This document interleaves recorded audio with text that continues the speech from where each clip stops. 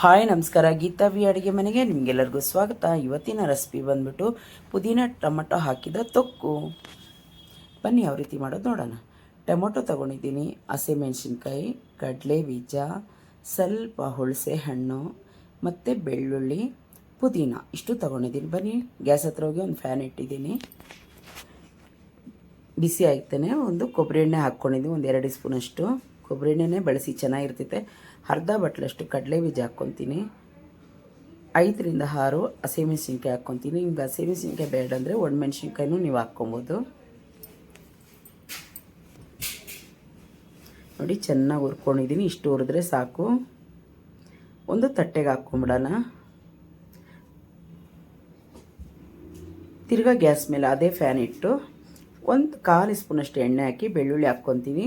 ಒಂದು 8ರಿಂದ 10 ಎಸಳು ಬೆಳ್ಳುಳ್ಳಿ ಹಾಕ್ಕೊಂಡಿದ್ದೆ, 3 tomato cut ಮಾಡ್ಕೊಂಡಿದ್ದೆ, ಅದನ್ನೂ ಹಾಕ್ಕೊಂಡು ಸ್ವಲ್ಪ ಒಂದು ಮುಷ್ಟಿ ಪುದೀನ ಸೊಪ್ಪು ಹಾಕ್ಕೊಂಡು ಎಲ್ಲ ಚೆನ್ನಾಗಿ ಹುರ್ಕೊತೀನಿ. ಟೊಮೊಟೊ ಚೆನ್ನಾಗಿ ಬೇಯಬೇಕು, ಚೆನ್ನಾಗಿ ಮ್ಯಾಶ್ ಆಗಬೇಕು.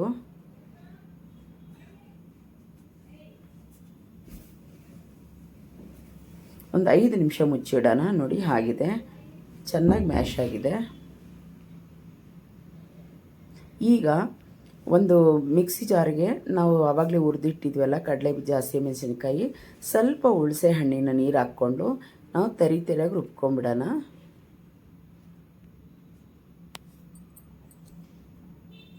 ಒಂದು 2ರಿಂದ 3 ಸ್ಪೂನ್ ಹಾಕ್ಕೊಂಡ್ರೆ ಸಾಕು. ಹುಳಿ ಖಾರ ಪರ್ಫೆಕ್ಟಾಗಿರಬೇಕು. ತರಿಯಾಗಿ ರುಬ್ಕೊಂಬಂದಿದ್ದೀನಿ. ಈಗ ಅದೇ ಜಾರಿಗೆ ನಾವು ಆವಾಗಲೇ ಹುರಿದಿಟ್ಟಿರೋ ಟೊಮೊಟೊ, ಬೆಳ್ಳುಳ್ಳಿ, ಪುದೀನ ಅದು ಹಾಕ್ಕೊಂಬಿಟ್ಟು ಒಂದು ಅರ್ಧ ಬಟ್ಲಷ್ಟು ನೀರು ಹಾಕ್ಕೊಂಡು ಅದನ್ನೂ ತರಿಯಾಗಿ ರುಬ್ಕೊಳ್ಳೋಣ. ನೀರು ಸ್ಕಿಪ್ ಆಯಿತು, ಹಾಕಾಗಲೇ ಸ್ಕಿಪ್ ಆಯಿತು, ಸಾರಿ. ಅರ್ಧ ಲೋಟ ನೀರು ಹಾಕಿ ಸ್ವಲ್ಪ ಉಪ್ಪು ಹಾಕಿ ರುಬ್ಕೊಂಬರೋಣ. ನೋಡಿ ತರಿಯಾಗಿ ರುಬ್ಬಾಗಿದೆ. ಈಗ ಫ್ಯಾನ್ ಇಟ್ಟು ಅದೇ ಫ್ಯಾನ್ ಇಟ್ಟು ಒಂದು 4 ಸ್ಪೂನ್ ಕೊಬ್ಬರಿ ಎಣ್ಣೆ ಹಾಕಿ, ತುಂಬ ಚೆನ್ನಾಗಿರ್ತೈತೆ. ಕೊಬ್ಬರಿ ಎಣ್ಣೆಯಿಂದನೇ ಮಾಡಿ, ತುಂಬ ಚೆನ್ನಾಗಿರ್ತೈತೆ. ಸಾಸಿವೆ ಅರ್ಧ ಸ್ಪೂನು, ಉದ್ದಿನಬೇಳೆ 1 ಸ್ಪೂನು, ಸ್ವಲ್ಪ ಜೀರಿಗೆ, ಸ್ವಲ್ಪ ಕರಿಬೇವು ಅದು ಹಾಕಿ ಚೆನ್ನಾಗಿ ಹುರಿದು ಮೇಲೆ ಸಣ್ಣ ಕಟ್ ಮಾಡಿರೋ ಕೊತ್ತಂಬರಿ ಸೊಪ್ಪು ಹಾಕಿ ಒಂದು ಅರ್ಧ ಸ್ಪೂನಷ್ಟು, ಅರ್ಧ ಬೇಡ ಒಂದು 1/4 ಸ್ಪೂನಷ್ಟು ಅರಿಶಿನ ಹಾಕ್ಕೊಂಡ್ರಿ ಆ ಎಣ್ಣೆ ಒಳಗೇನೆ. ಅದನ್ನೂ ಒಂಚೂರು ಹುರಿದು ಇವಾಗ ನಾವು ರುಬ್ಬಿಟ್ಟಿರೋದನ್ನ ಅದಕ್ಕೇ ಮಿಕ್ಸ್ ಮಾಡ್ಕೊಳ್ಳೋಣ.